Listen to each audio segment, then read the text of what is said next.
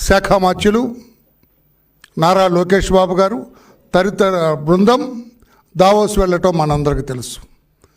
క్షణం తీరిక లేకుండా దావోస్లో వారు పడిన శ్రమ,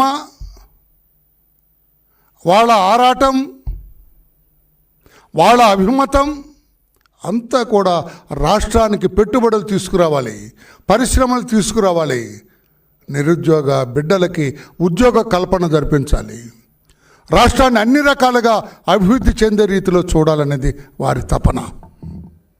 విజన్ 2047 అమలు చేయాలని రాబోయే రోజుల్లో భారతదేశంలో ఆంధ్రప్రదేశాన్ని అగ్రస్థానంలో ఉంచాలన్న తపన నారా చంద్రబాబు నాయుడు గారిది. లక్ష్యం కూటమి ప్రభుత్వానికి. లోకేష్ బాబు గారు కూడా తనకున్న శక్తియుక్తులన్నీ, తనకున్న జ్ఞానం మొత్తాన్ని కూడా అక్కడ పెట్టి